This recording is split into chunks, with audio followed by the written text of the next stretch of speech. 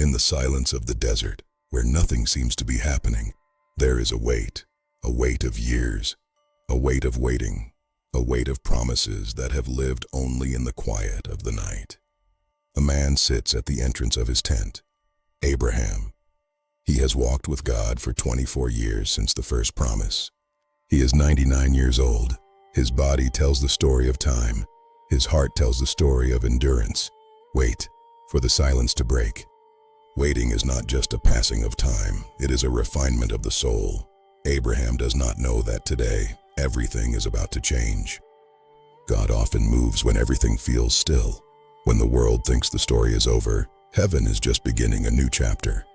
When heaven speaks, time becomes irrelevant. The boundary between the seen and the unseen begins to thin. Then it happens. The presence of God appears, not in a storm, not in fire, but in overwhelming, undeniable authority. And Abraham falls face down. This is the only response to the infinite. Because when eternity enters time, human strength disappears. Presence demands surrender. It demands the removal of all pretenses. In this moment, there is only God, and the man he called. And God speaks, I am El Shaddai, God Almighty. The name itself carries the weight of the universe. Walk before me and be blameless.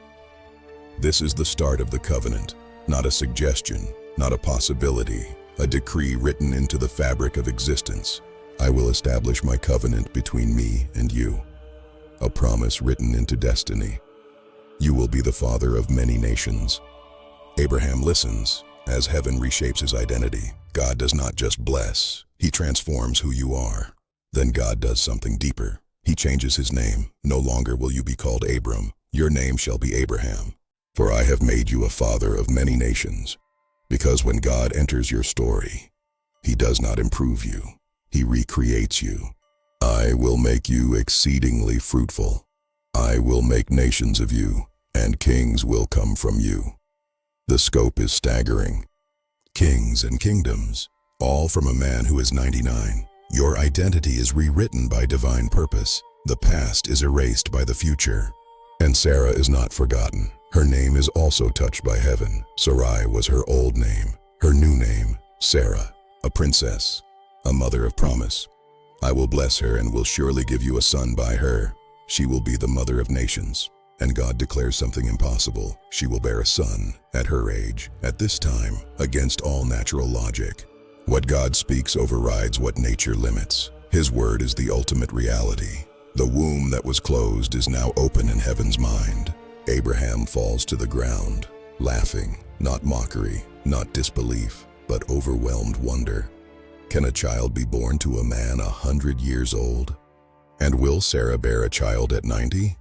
The question is not one of doubt, but of awe. Faith often begins where logic ends. Abraham's heart turns to the son he already has. If only Ishmael might live under your blessing. A father's plea. And God answers, as for Ishmael, I have heard you. I will surely bless him. But the covenant is for Isaac. Sarah will bear you a son, and you will call him Isaac. Laughter. The name itself is a reminder of this moment. I will establish my covenant with him as an everlasting covenant. A legacy that will never fade. The line of promise is drawn. Then God establishes a sign, a physical reminder, a covenant in the flesh, circumcision, a mark that cannot be removed. Because divine promises are not forgotten ideas, they are marked realities, a commitment that goes beyond words into the very body. Abraham does not wait, he does not hesitate. On that very day, he obeys, he and all the men of his household. God seals what he speaks. And Abraham seals his commitment with action. The silence of the desert is now filled with the sound of obedience. Genesis 17 is not about age. It is not about delay. It is about identity. When God enters a life, he does not only promise a future, he redefines the person receiving it. Abram became Abraham. Sarai became Sarah. Because covenant changes identity before it changes reality. Before God changes your situation, he changes you. He gives you a name that matches your destiny. He gives you a mark that reflects his promise.